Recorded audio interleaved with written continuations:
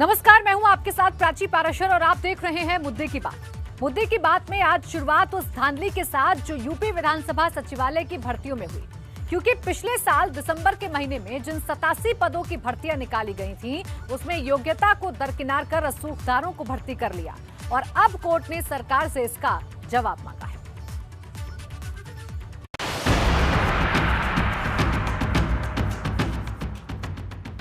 UP में सचिवालय भर्ती घोटाला, योग्यता दरकिनार, रसूखदारों पर मेहरबान।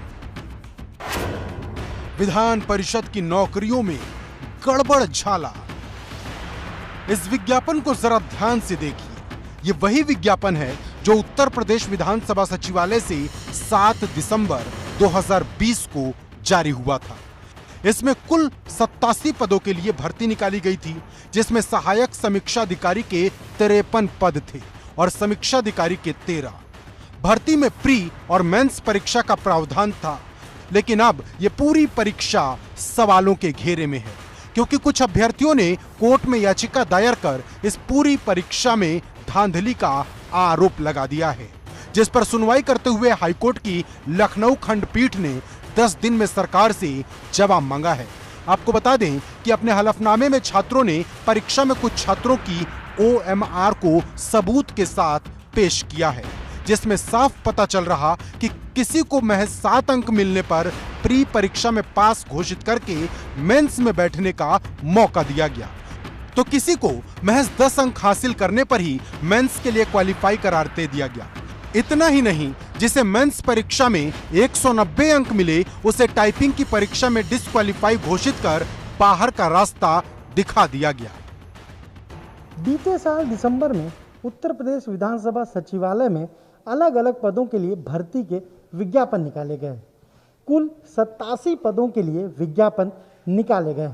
इनमें 53 ARO यानी सहायक समीक्षा अधिकारी के पद थे, तो वहीं 13 समीक्षा अधिकारी के पद थे। लेकिन अब ये पूरी भर्ती विवादों में घिर गई है। दरअसल तमाम अभ्यर्थियों ने हाईकोर्ट में केस किया है। उनका साफ तौर पर कहना है कि चयन में पारदर्शिता नहीं बरती गई। लेकिन भर्तियों में धांधली केवल विधानसभा सचिवालय में हुई नियुक्तियों में ही नहीं हुई, बल्कि इसी साल विधान परिषद में जो नियुक्तियां हुई उनमें भी घोटाले की बात सामने आ रही, और वो मामला भी कोर्ट में है। मतलब दोनों सदनों की नियुक्तियों में रसूख वालों ने अपने चहेतों को बिना योग्यता के नौकरियां रेवड़ियां की तरह बांट दी, और एक बार फिर योग्यता धरी की धरी रह गई। सर एक्चुअली हुआ क्या, विधानसभा द्वारा है ये एग्जामिनेशन कराया गया। जो हमारे कैंडिडेट्स हैं, पिटिशनर हैं, वो असिस्टेंट रिव्यू ऑफिसर पे है नियुक्त हुए। जो बच्चे जिन्होंने है वो क्वालिफाई भी नहीं कर पा रहे थे, उनको भी है मेन में और टाइपिंग के लिए बैठाया गया। दरअसल इन भर्तियों में बड़ा लंबा खेल हुआ है और इसमें रसूखदार लोग शामिल हैं, जिसमें कई विधानसभा में काम कर चुके अधिकारियों का नाम भी आ रहा, जिन्होंने अपने रसूख का फायदा उठाते हुए अपनों को यहां फिट कर दिया और योग्य छात्र अपनी किस्मत को कोसते रह गए। की जो नियुक्तियां हैं वो नियुक्तियां एक एजेंसी से कराई गई थी। पहले भी कई बार एजेंसी का सहयोग विधान परिषद ने लिया है, हमारे यहाँ लिया गया, पूर्व सरकारों ने लिया है, तो वो एजेंसी द्वारा कराई गई हैं। हमारी भूमिका तो केवल इतनी रही है और है आगे कि जो रिजल्ट आया उस रिजल्ट को हम माने, हमको मालूम हो तो हम उसकी जांच कराएं। अब बगैर उसको देखे हम कोई टिप्पणी कैसे कर सकते। नियुक्तियों में धांधली के आरोप लगे तो विपक्ष को भी बोलने का मौका मिल गया। जो विधानसभा विधान परिषद में तमाम भर्तियां हुई वो किस आधार पर हुई, इसके प्रमाण है सुप्रीम हाई कोर्ट ने स्पष्ट रूप से आदेशित किया जांच के लिए। उसके बाद भी जांच की क्या स्थिति है। 69,000 शिक्षक भर्ती का मामला, जिसमें पिछड़े और दलितों का किस तरह शोषण किया गया। सवाल बड़ा है, क्योंकि जब विधानसभा और विधान परिषद की नियुक्तियों में धांधली के आरोप लगने लग जाएं, तो बात गंभीर हो जाती है। और ये पहली बार है कि जब कोर्ट ने किसी भर्ती में सरकार को सीधे तलब किया है और सरकार को इसका जवाब देना है। लखनऊ से अनुभव शुक्ला, ABP गंगा। और अब बात वीडियो वाली जहरीली साजिश की। गाजियाबाद के लोनी में बुजुर्ग की पिटाई का जो वीडियो वायरल हुआ था और उसको जो एक धर्म विशेष से जोड़कर बताया जा रहा था, उसकी पूरी सच्चाई सामने आ गई है। दरअसल ये एक साजिश थी यूपी के सांप्रदायिक सौहार्द को बिगाड़ने की, लेकिन ऐसा कुछ होता उससे पहले पुलिस ने सारा सच सबके सामने ला दिया। लेकिन वो लोग बेनकाब हो गए हैं जो इस वीडियो के जरिए दो संप्रदायों में नफरत भर रहे थे।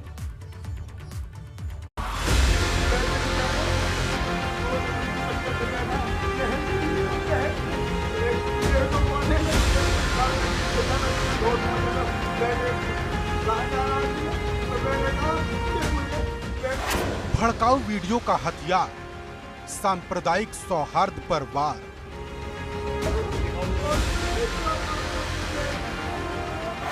चुनाव से पहले माहौल बिगाड़ने की साजिश का पर्दाफाश।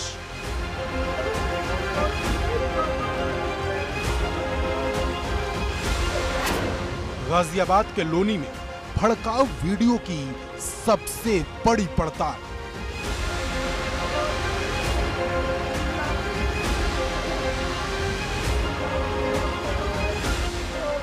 ये घटना व्यक्तिगत कारण से हुई। सबसे इम्पोर्टेंट ये है कि ये घटना का पीछे की वजह क्या है।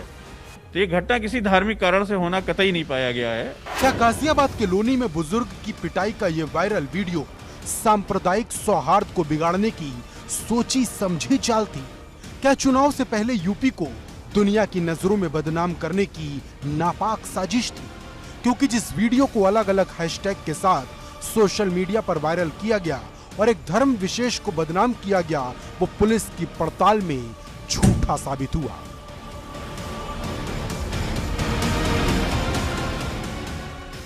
ये व्यक्तिगत कारण से हुई है, इसलिए संप्रदाय की भूमिका इसमें नहीं आ रही है। जो मारपीट करने वाले लोग थे उसमें भी दो संप्रदाय के लोग थे, तो धार्मिक एंगल होना कतई नहीं पाया गया है। वायरल वीडियो को एक विशेष धर्म से जोड़कर बताया जा रहा था, लेकिन पुलिस की जांच में पता चला कि बुजुर्ग के साथ मारपीट करने वाले शख्स दोनों संप्रदाय के थे, बल्कि बुजुर्ग के साथ उनकी पहले से पहचान थी। दरअसल बुजुर्ग ताबीज बनाने का काम करता है। इन युवकों ने भी बुजुर्ग से ताबीज खरीदा था, लेकिन जब ताबीज का असर नहीं हुआ तो कल्लू, पोली, आरिफ, आदिल और मुशाहिद नाम के शरारती तत्वों ने बुजुर्ग अब्दुल समद की पिटाई कर दी। लेकिन हैरान करने वाली बात यह है कि जब बुजुर्ग की उन युवकों से पहले से जान पहचान थी, फिर क्यों एफआईआर में अज्ञात नाम लिखवाए गए? कहीं ये यूपी के सांप्रदायिक सौहार्द को बिगाड़ने की साजिश तो नहीं? क्योंकि पुलिस की जांच में अगवा करने वाली थ्योरी भी गलत साबित हुई। बुजुर्ग को जंगल में ले जाने वाली बात भी झूठी निकली और धर्म के आधार पर उत्पीड़न का आरोप एकदम झूठा निकला।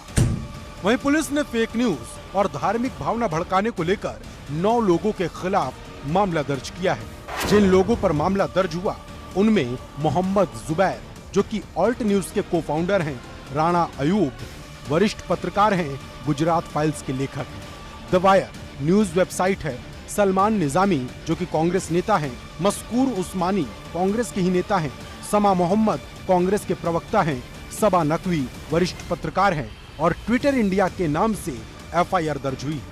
इन सभी पर आरोप है कि इन्होंने बिना जांच परखे झूठी और भ्रामक खबर पोस्ट की और 2 धार्मिक संप्रदाय के लोगों के बीच शत्रुता और नफरत पैदा करने की कोशिश की।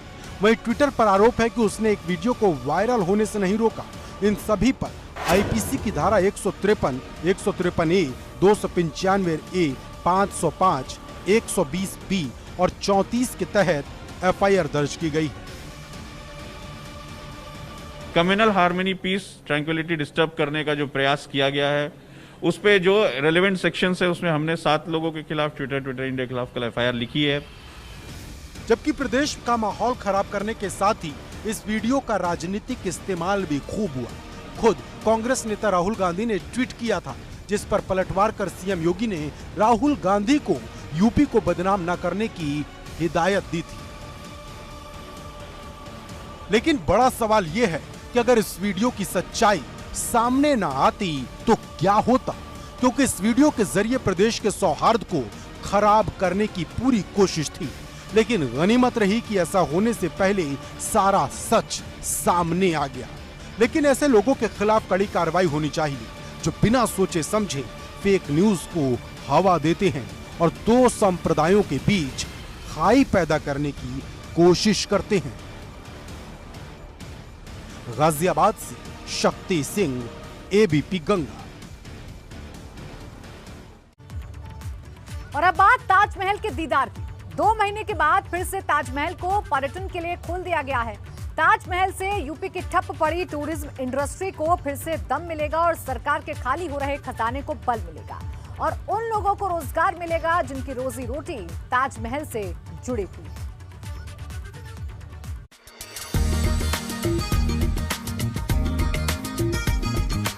पहले आते थे, बहुत भीड़ भाड़ होती थी, अब तो भीड़ भाड़ कुछ भी नहीं है। यूपी को मिलेगी रफ्तार, शुरू हुआ ताज का दीदार। 2 महीने बाद खुला ताजमहल। दुनिया के 7 अजूबों में शामिल ताजमहल सिर्फ एक इमारत नहीं, ये उत्तर प्रदेश की अर्थव्यवस्था का वो मजबूत स्तंभ है जिस पर पूरी पर्यटन इंडस्ट्री टिकी हुई है। लेकिन कोरोना ने सिर्फ लोगों की जिंदगी पर ब्रेक नहीं लगाया था, बल्कि यूपी के खजाने को मजबूत करने वाली पर्यटन स्थलों पर ताला लगा दिया था। अब 2 महीनों के बाद फिर से पर्यटन इंडस्ट्री पटरी पर लौटती नजर आ रही, क्योंकि ताज के दीदार को तरस रहे पर्यटकों के लिए फिर से ताजमहल को खोल दिया गया है। दुनिया की सबसे खूबसूरत इमारत ताजमहल का एक बार फिर से दीदार हो सकेगा। आज से ताजमहल समेत तमाम जो देश के स्मारकों को भारतीय पर्यटन मंत्रालय ने खोल दिया है और आप देख सकते हैं कि सुबह सुबह ताजमहल के बाहर का क्या माहौल है। जिस तरह से आज से शुरुआत हुई है, तो ऐसे में उम्मीद की जा रही है कि कुछ वक्त लगेगा आगरा के पर्यटन उद्योग को पटरी पर आने के लिए। आप देख सकते हैं कि सुबह सुबह यहाँ पैर रखने की जगह नहीं होती थी, लेकिन आज पहला दिन है, टूरिस्ट आए हैं, लेकिन उतनी ज़्यादा संख्या नहीं है। कोविड प्रोटोकॉल्स को पूरी तरह से फॉलो कराते हुए पर्यटकों को अंदर जाने की इजाज़त दी जा रही है। हालांकि जो टिकट है वो ऑनलाइन ही ले रहे हैं, ऐसा नियम है। और सबसे बड़ी बात यह है कि जिला प्रशासन ने 650 पर्यटकों की कैपिंग कर दी है। हालांकि ताजमहल में पर्यटकों के लिए कोई लिमिट नहीं रखी गई, लेकिन इस बात का ध्यान रखना होगा कि ताजमहल के अंदर पर्यटकों की संख्या 650 से ज्यादा एक वक्त में ना हो। साथ ही पर्यटकों को कोरोना प्रोटोकॉल का पूरा पालन करना होगा। टिकटों के लिए भीड़ न लगे, इसके लिए ऑनलाइन टिकट की व्यवस्था की गई है। वहीं ताज का दीदार कर पर्यटक खुशी से फूले नहीं समा रहे। पहले आते थे, बहुत भीड़ भाड़ होती थी, अब तो भीड़ भाड़ कुछ भी नहीं है। जी जी। 61 डेज के बाद एक बार फिर से ताज खोला है। बच्चों के साथ आए हैं, मास्क लगा हुआ। आप किस तरह से, क्या है, अंदर गए हैं कि अभी जाना?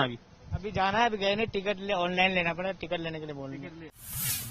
ताजमहल के साथ साथ आगरा में फतेहपुर सीकरी, सिकंदरा अकबर मकबरा, एतमाद-दौला चीनी का रोजा, आगरा किला और दूसरे सभी स्मारक भी खोल दिए गए। लेकिन ताजमहल के खुलने से ठप पड़ी टूरिज्म इंडस्ट्री को फिर से रफ्तार मिलेगी, क्योंकि ताजमहल से हर साल सैकड़ों करोड़ की कमाई सरकार को होती है। ताजमहल देश का सबसे ज्यादा कमाई करने वाला स्मारक है। इसकी कमाई टिकटों से होती है, साथ ही साथ होटल इंडस्ट्री को भी करोड़ों का फायदा होता है। वहीं ताजमहल से हैंडीक्राफ्ट व्यवस्था को भी मदद मिलती है। आगरा इसका सबसे बड़ा हब है। वहीं आगरा की पेठा और चमड़ा इंडस्ट्री भी ताजमहल से जुड़ी है। जब सैलानी आते हैं तो साथ में लोकल आइटम भी लेकर जाते हैं। इसका टर्नओवर करोड़ों में है। आपको जानकर हैरानी होगी कि ताजमहल विदेशी सैलानियों को तो लुभाता ही है, साथ ही साथ ये घरेलू पर्यटकों के लिए भी पहली पसंद है। साल 2019 में 53 करोड़ से ज्यादा लोग उत्तर प्रदेश के पर्यटन पर आए, जो कुल यात्रियों का 23.1% रहा। लेकिन 2020 और 2021 में कोरोना की वजह से इंडस्ट्री लगभग ठप पड़ गई। लेकिन अब उम्मीद है कि टूरिज्म में फिर से न सिर्फ पुरानी रफ्तार आएगी, बल्कि यूपी की कमजोर होती अर्थव्यवस्था को भी नई ताकत मिलेगी। आगरा से नितिन उपाध्याय, एबीपी गंगा। और अब बात उत्तराखंड रोडवेज की, जो आर्थिक संकट से जूझ रही है और इस संकट से निकलने के लिए तमाम प्रयास किए जा रहे हैं। इस संकट से उबरने के लिए उत्तराखंड रोडवेज ने अपनी 106 पुरानी बसों को कबाड़ बताकर नीलामी कर दी, लेकिन जितने पैसे में नीलामी हुई है उससे 10 नई बसें भी नहीं आ पाएंगी।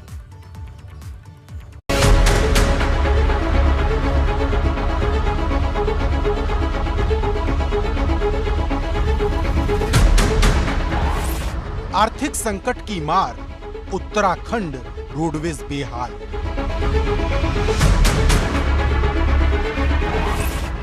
कर्मचारियों को 5 महीने से नहीं मिला वेतन।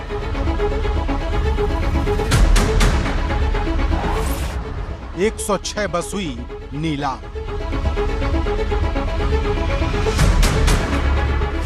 देहरादून के बस स्टैंड पर खड़ी ये बसें आर्थिक संकट के करंट से जूझ रही हैं। उत्तराखंड रोडवेज की हालत इतनी खराब हो गई कि वो पिछले 5 महीने से अपने कर्मचारियों को वेतन तक नहीं दे पाया और अब उत्तराखंड रोडवेज ने अपने कर्मचारियों के वेतन को चुकाने के लिए रोडवेज की 106 बसों को कबाड़ बताकर 2 करोड़ 22 लाख में नीलाम कर दिया। एक रूटीन प्रोसेस है और इसमें हमारी कुछ बसेज लंबे टाइम से कंडम होने के बाद में नीलाम नहीं हो पाई थी, तो हम लोगों ने उसको एज ए टास्क लिया और 106 बसेज हमारी आफ्टर ऑप्शन और जो भी हमारा प्रोसेस है प्रोक्योरमेंट टूल में उसको फॉलो करते हुए हम लोगों ने उनको कल नीलाम किया और 2 करोड़ 22 लाख तक की बोलियां हमें मिली हैं। हालांकि बसों की नीलामी कर्मचारियों की सैलरी चुकाने के लिए की गई है, इस बात को रोडवेज छिपाने में लगा है। लेकिन बात सिर्फ इतनी भर नहीं है, क्योंकि रोडवेज ने 120 और बसों को भी नीलाम करने का खाका तैयार कर रखा है। मतलब पहले 106 बसें नीलाम हुई और अब 120 और होंगी। लेकिन रोडवेज के लिए यह सिर्फ रूटीन प्रक्रिया है, इसका कर्मचारियों के वेतन से कोई लेना देना नहीं। हालांकि रोडवेज के इतना कै भर देने से बात खत्म नहीं हो जाती।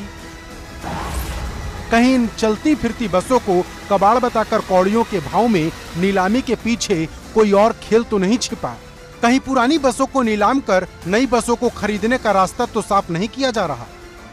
क्योंकि पुरानी बसों की नीलामी हो या नई बसों की खरीद, नुकसान दोनों ही सूरत में सरकार का होगा और उस पैसे का होगा जो टैक्स के रूप में आम जनता से वसूला जाता है। क्योंकि सच यही है कि जिन 106 बसों से 2 करोड़ 22 लाख जुटाकर रोडवेज इतना इतरा रहा है, उससे 10 बस भी नहीं खरीदी जा सकती।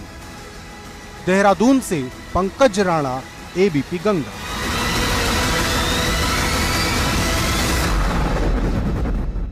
ब्रेक के बाद स्वागत है आपका और अब बात केदारनाथ आपदा की। ठीक 8 साल पहले उत्तराखंड में आपदा आई थी। तबाही का वो मंजर याद कर आज भी दिल दहल जाता है। लेकिन इन 8 सालों में केदारनाथ कितना बदला है और अगर भविष्य में कोई आपदा आई उसके लिए कितनी तैयारी है, इस रिपोर्ट में समझिए। केदारनाथ त्रासदी के 8 साल। तबाही के मंजर को याद कर अब भी अटक जाती हैं सांस। ये 2 तस्वीरें 8 साल के वो कालखंड हैं जिसमें केदारनाथ की आपदा की तबाही और अपनों को खोने की गवाही समाई है। जब भी वो खौफनाक मंजर याद आता है, दिल सिहर जाता है। 5 दिनों की लगातार बारिश के बाद जब मंदाकिनी नदी ने विकराल रूप दिखाया, 6000 से ज्यादा लोग लापता हो गए। सैकड़ों गांव साफ हो गए, किसी का कुछ पता नहीं चला। ये प्रकृति की वो आपदा थी जिसका भयानक मंजर कैमरे पर सबने देखा। लेकिन 8 सालों के बाद केदारनाथ की स्थितियां फिर से पटरी पर लौट आई हैं। हालांकि तबाही का वो मंजर देख किसी को यकीन नहीं था कि भविष्य में कभी केदारनाथ यात्रा भी शुरू हो पाएगी। लेकिन बीते 8 सालों में यात्रा ने जो रफ्तार पकड़ी, उसने सारी आशंकाओं को खत्म कर दिया। क्योंकि आपदा के बाद केदारपुरी में सुविधाओं का तेजी से विकास हुआ। ये इसी का असर है कि साल दर साल केदारनाथ आने वाले श्रद्धालुओं की संख्या बढ़ती हुई। साल 2013 में 3,33,656 श्रद्धालुओं ने बाबा केदारनाथ के दर्शन किए। साल 2014 में 48,717 श्रद्धालुओं ने बाबा केदारनाथ के दर्शन किए। साल 2015 में 1,54,385 श्रद्धालुओं ने, जबकि साल 2016 में 3,09,764 श्रद्धालुओं ने बाबा केदारनाथ के दर्शन किए। इसके बाद आया साल 2017, जब 4,71,235 श्रद्धालुओं ने बाबा के दर्शन किए और साल 2018 में यह संख्या बढ़कर 7,31,991 पहुंच गई। कारवां इसी तरह बढ़ता गया और साल 2019 में 10,21,000 श्रद्धालुओं ने और साल 2020 में कोरोना के चलते 1,35,349 श्रद्धालुओं ने बाबा केदारनाथ के दर्शन किए। आपदा के बाद शुरुआती 2 वर्ष जरूर यात्रा फीकी रही, लेकिन बाद के वर्षों में उसने पुराने सभी रिकॉर्ड ध्वस्त कर दिए। 2019 में पहली बार 10 लाख से ज्यादा यात्री केदारनाथ दर्शन को पहुंचे। इन 8 सालों में बहुत कुछ बदला। वर्ष 2014 की यात्रा को चलाने के लिए बहुत मुश्किल था। यह सरकार के पास एक बड़ी चुनौती थी। उन्होंने निम के प्रधानाचार्य कनैया कोठियाल सर को ये टास्क दिया कि ये रामबाड़ा से केदारनाथ तक का रास्ता ओपन करें। जब हम लोग पूरी टीम के साथ में 700-750 मजदूरों के साथ में जब हम रामबाड़ा पहुँचे, हम लोगों ने जब काम शुरू करा, वहाँ पर कोई इस तरह की व्यवस्थाएं नहीं थी कि कोई रहने के लिए कोई घर नहीं था, सब कुछ उजड़ा सा था। केदारनाथ में जो ड्राइंग के रूप में काम होना था, जो वहाँ का मास्टर प्लान है, उसमें किसी काम में 80% भी काम हो गया, कहीं 70% भी काम हो गया, कहीं 85% भी काम हो गया है। और आज ही मैंने ये भी निर्देश दिए हैं कि जितने वहाँ पे हमारे स्टेक होल्डर हैं, उनके साथ कमिश्नर गढ़वाल की एक बैठक भी रखी जाएगी, जो कि हमारे सीओ भी हैं उसके देवस्थान बोर्ड। एक तरह से केदारनाथ में सुरक्षा का पूरा कवच तैयार किया गया है और किया जा रहा है ताकि भविष्य में फिर से कोई आपदा ना आ जाए। Bureau report, ABP Ganga.